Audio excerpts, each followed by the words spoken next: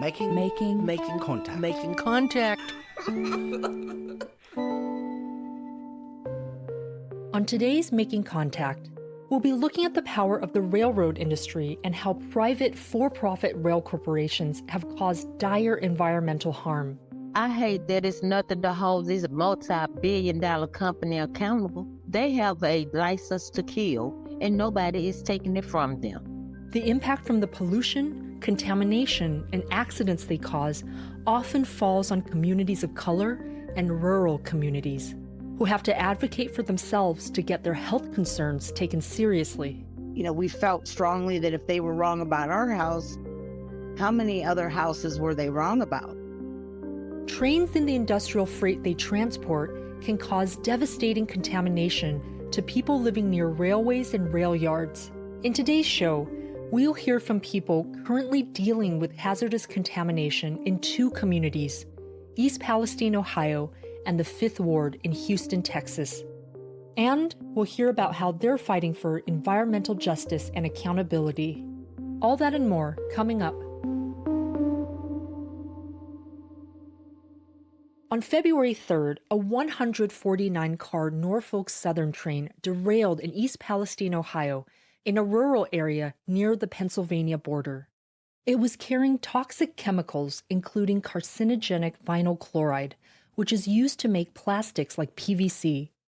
3 days later, when one car carrying vinyl chloride started heating up dangerously, workers set all 5 cars containing vinyl chloride on fire to prevent them from exploding. This released a cocktail of chemicals into the air, in addition to those that spilled into the ground and waterways. When burned, vinyl chloride and the other chemicals can break down into deadly phosgene gas and highly toxic dioxins. Residents were evacuated initially from a 1-mile radius that was later widened. East Palestine resident and community organizer Jamie Wallace spoke with me about her experience of the aftermath. This just happened back in February, so it's kind of changed my entire life. Right now, after going hotel to hotel, I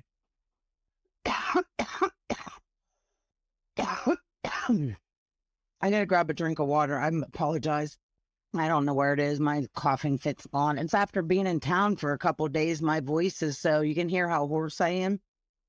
All right, back to where I was. So it had been a couple of days and I had not been home, and I had to run back in my apartment to grab our prescriptions.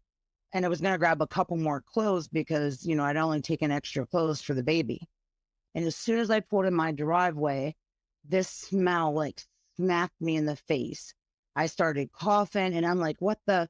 So I get back to the hotel room and I bring the clothes in, and the room had this chemical stench. It was like the entire room smelled. She had to wash the clothes to get the smell out. Officially, the evacuation order was lifted 2 days after the 5 rail cars were set on fire. But Jamie and her family have been bouncing from hotel to hotel and other lodgings because they don't feel safe going back. She called the hotline to get the air in her house tested. You know, the CTEH came in and we had some questions about the paperwork we were signing, said that we were allowing Norfolk Southern and basically any of its subcontractors to enter our premises. So that was the first red flag, like, this is Norfolk Southern. CTEH, the company Norfolk Southern contracted to do the testing, has been hired by many industry firms in the past for environmental disasters, including BP during the Deepwater Horizon oil spill in 2010. CTEH has previously marketed itself to industry clients by saying the data it collects can shield them from liability, according to a ProPublica report, which also cites many experts who say they performed inadequate air testing in East Palestine. So we let them into our house where they walk through it maybe a minute or two with a handheld device and are allegedly testing our air. They said, everything's fine. You know, you can come back home. And I said, wait a minute.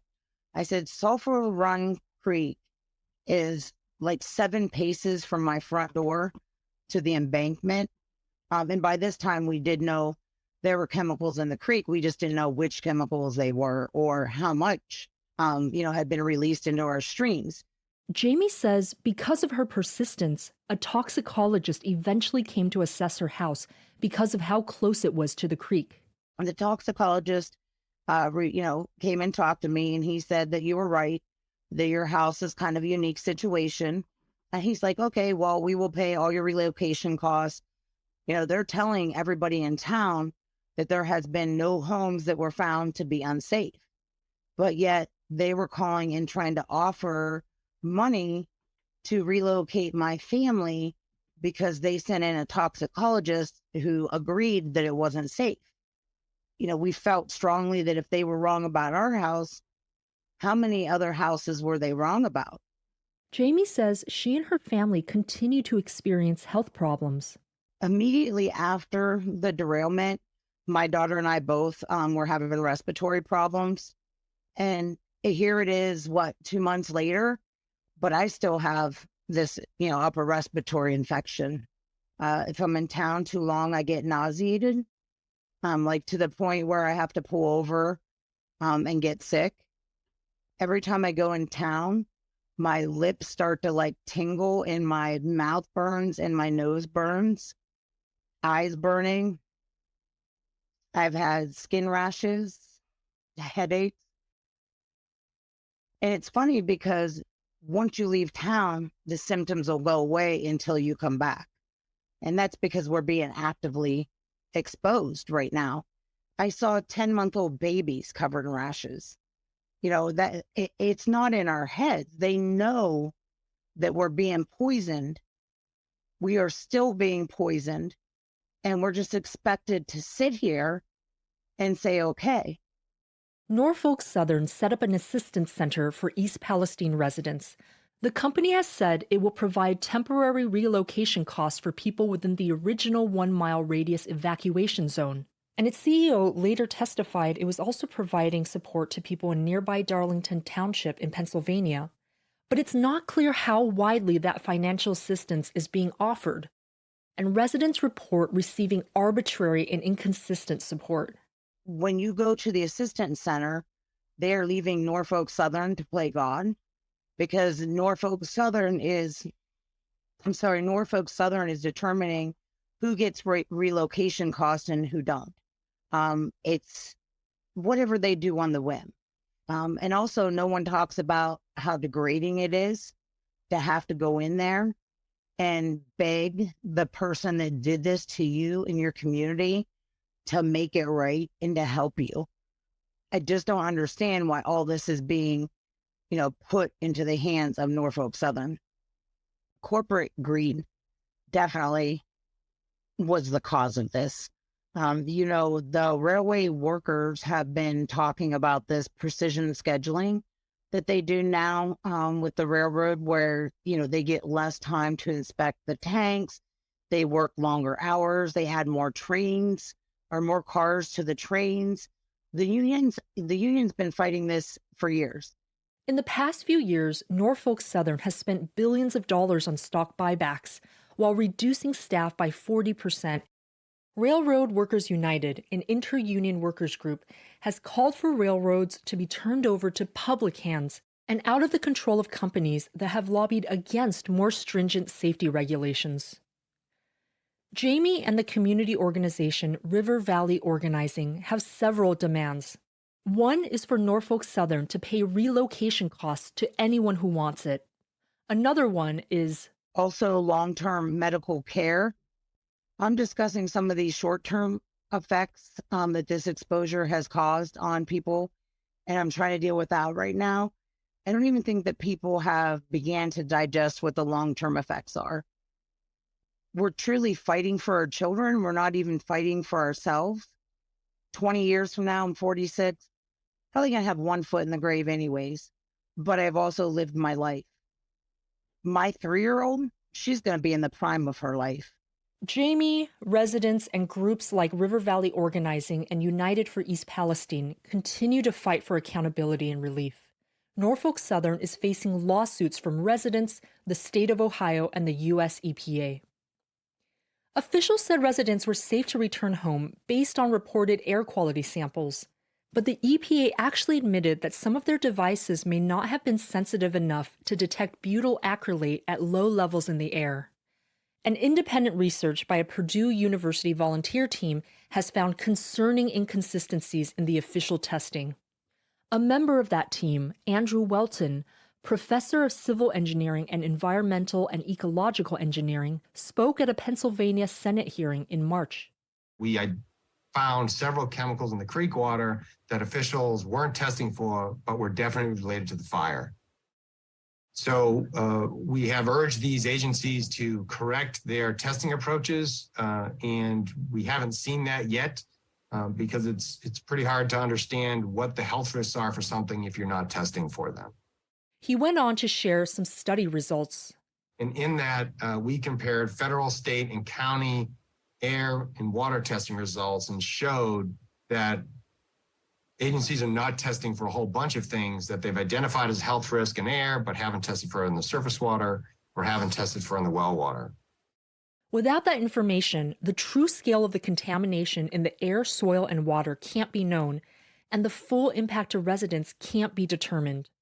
Jamie and other community organizations are also calling for independent scientific testing as part of their demands. The Pennsylvania Attorney General's office is investigating Norfolk Southern for possible criminal activities.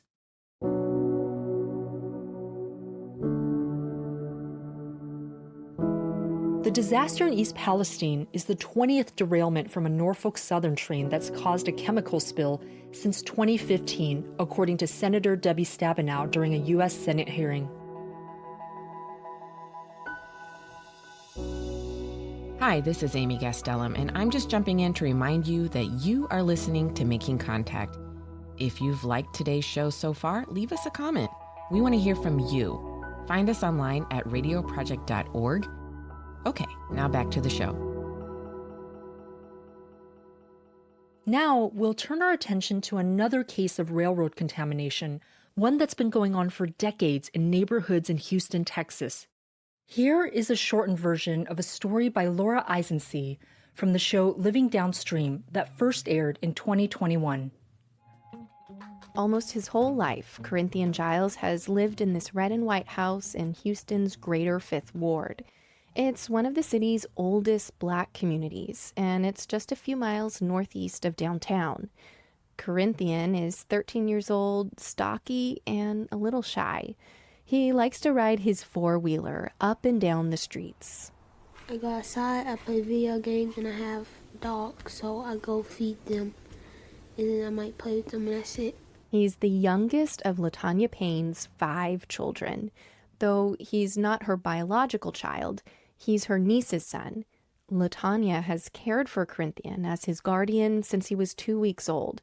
She still calls him by his nickname, Mr. It had been a while since we had a baby around, and we were just spoiling him. We just let him have his way, so we just call him Mr. Like, you're in charge. Like, you're the big person around here. We do what you say. One Sunday night, when he was 8 years old, Mr. came into her room. He had played outside that afternoon and had a terrible pain in his hip. Mr. doesn't like to talk about that time. LaTanya remembers it in detail. He was in so much pain that he was crying, like real tears crying. You know, he went to sleep and then it went away. And then he was complaining again that it was still hurting a couple of days after that. So I took him to his pediatrician. And they said, oh, it's probably just growing pains. They ran some labs. When the results came back slightly abnormal, the doctor chalked it up to a recent cold. But then the pain came back. It got so bad, Corinthian limped when he tried to walk. It took 2 more visits to the doctor before LaTanya got the call from one of the nation's elite cancer centers. And it was the nurse saying that I needed to bring him into MD Anderson immediately because he had leukemia. And I was like, and she was like, your pediatrician hasn't called you? I'm like, no, they haven't told us anything. And it just seemed so like it just caught me by surprise. Childhood leukemia is a rare disease. It's a type of cancer that starts in the bone marrow, where new blood cells are made. LaTanya rushed Mr. to the hospital, where a cancer specialist saw him right away. So he did a thorough exam of him. It wasn't until a little later when I asked him about if leukemia was genetics, and he told me no, it wasn't genetics, it was environmental. Environmental.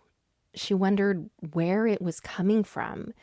The air, the water, what had her child been exposed to? But not knowing directly what it is, where to start, where to look, that's all it was, it's environmental.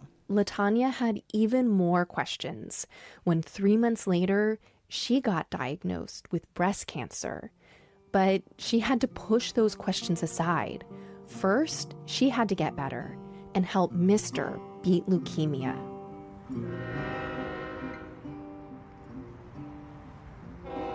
Two blocks from Mr.'s home, the street dead ends into the Englewood rail yard.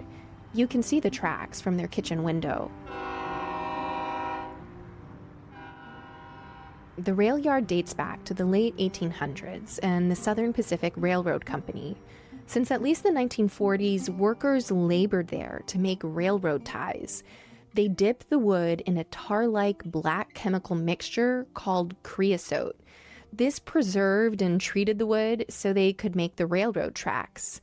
People of a certain age might remember when virtually everything made of wood outdoors was painted with creosote, like telephone poles and fence posts.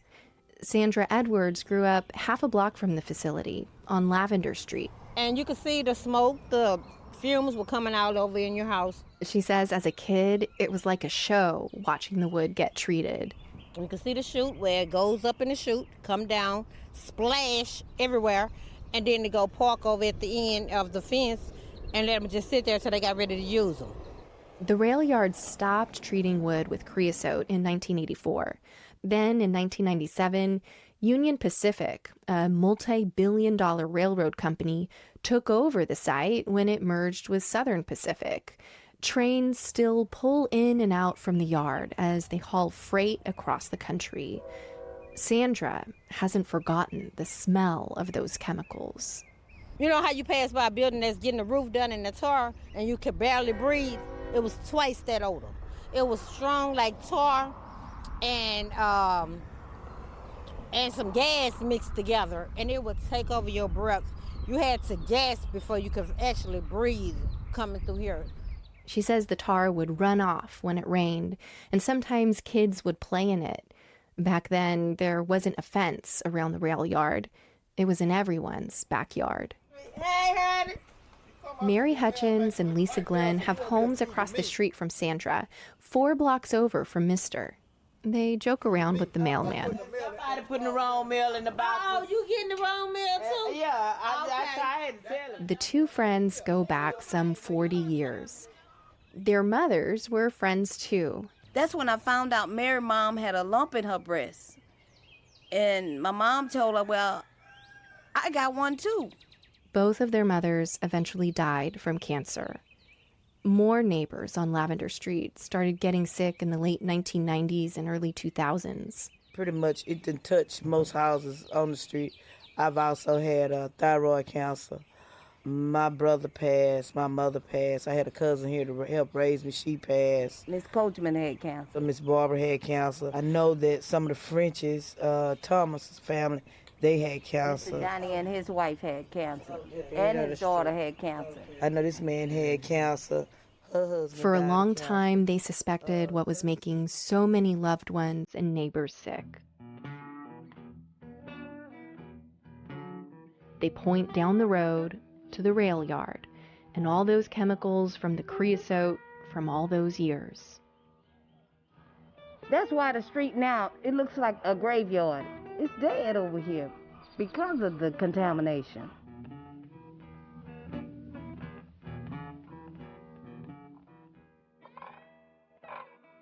The concentration of cancer spurred residents to organize and advocate. Impact Fifth Ward. Sandra Edwards is the president of the grassroots group.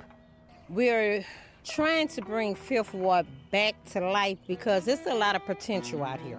People have robbed us from it. They met every month at a local church until the pandemic. At demonstrations, they dressed up a Halloween skeleton as Creosote Man. Mister's mother, LaTanya Payne, went to one town hall meeting. Sandra worries about the chemicals that have seeped into the groundwater and if they're coming back as vapors. Vapors. Just like if you was to sit something on the soil out there and the sun, it gets hot enough and you see it starts smoking in the waves, that's cooking it. It's making it come up. And if you're walking in and out of that soil or grass or whatever, you're going to contract this. You're going to pick it up. It's how it stays with you. That tar-like mixture the rail yard used, creosote, the EPA considers it a probable human carcinogen. It's made up of more than 200 chemical compounds.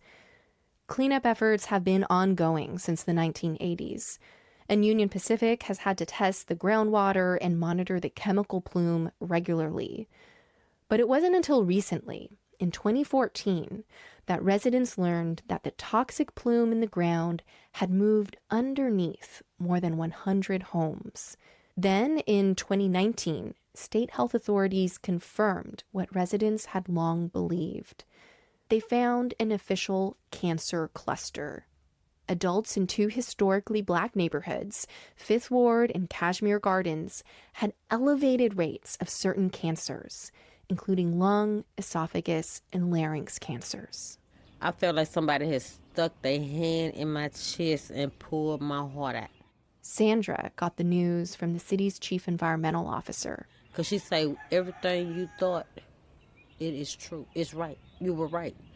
And I broke down because you know when you know something and people started telling you wrong and you know like, hell, what you say, I know what I know because I'm sitting here living it and I would not stop.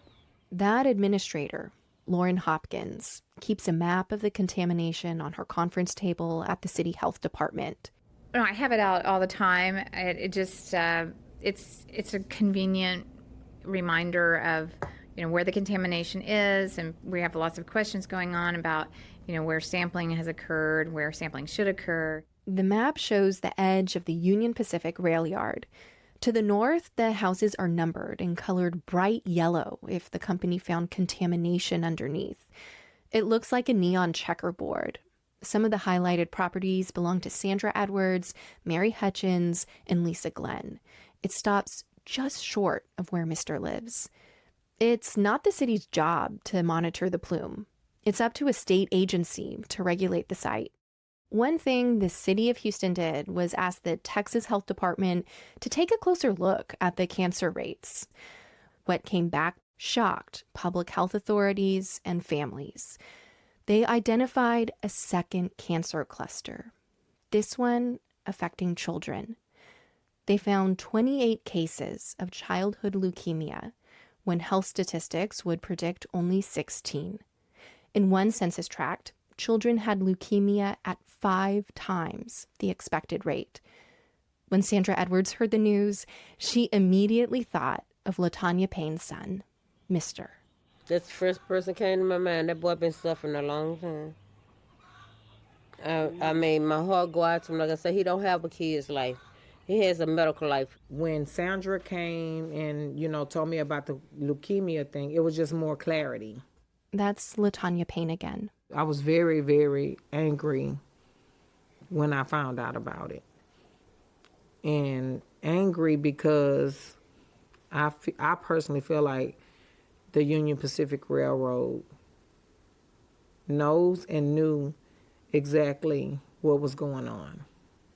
And then for them to continue to say that, they've had the research done and it's not true and it just makes me very angry. It's not fair to anyone, and especially not fair to the children at all. LaTanya Payne and her son are still living with the impacts of environmental injustice that occurred years before he was born. Mr.'s leukemia had gone into remission after extended chemotherapy until it came back last October. The cancer, the treatment, the rail yard, it's hard for Latanya's son to talk about.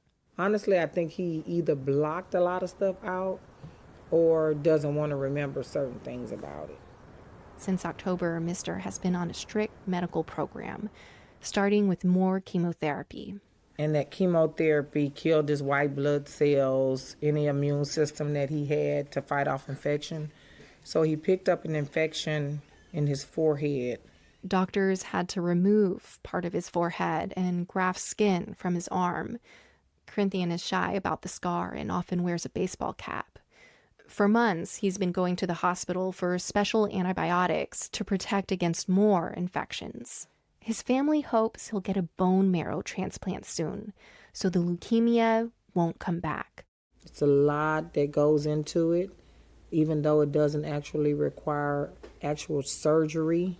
But I'm just ready for the journey with this leukemia to be over so he can be totally healed from it. Right now, that's all my focus is on. Latanya wants her son to have a normal childhood again. Go to school, play basketball, be with friends.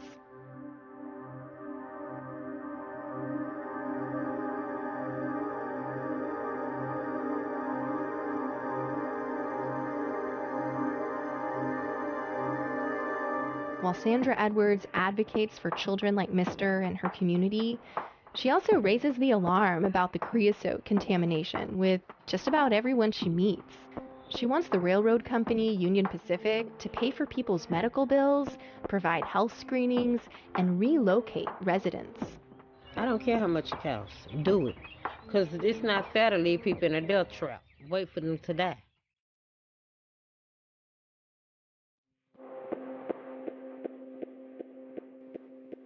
Sadly, Mr. passed away in 2021 due to complications from a bone marrow transplant, just a few weeks after this story was originally produced.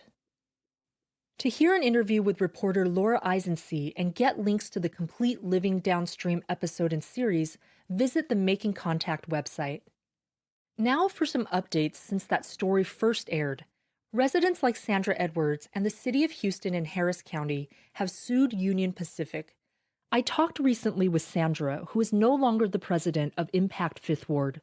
She says she's actually spoken to residents affected by the Norfolk Southern train disaster in East Palestine. Yeah, they reached out to me and they wanted to know how, what's the next steps or how would they go about this. I say raise a lot of noise as much as you can, because if we would have done that when this happened out here, we wouldn't be living like this right now. These are people over here. People are losing kids, their parents. They're losing left and right over here while we're still trying to survive over here. I hate that it's nothing to hold this multi-billion-dollar company accountable. When they break the law, who holds them accountable? What kind of charges can you bring up on them? They have a license to kill, and nobody is taking it from them. So often, it's communities of color and rural and lower income communities who have to bear the brunt of environmental harm and injustice from the railroad companies. Meanwhile, Sandra Edwards and others in the Fifth Ward and Cashmere Garden neighborhoods in Houston, Texas, are still fighting for accountability, as are Jamie Wallace and residents in East Palestine and other impacted communities. And that does it for today's show. If you'd like more information or to hear the full Living Downstream story, visit us at radioproject.org. I'm Lucy Kang. Thanks for listening to Making Contact.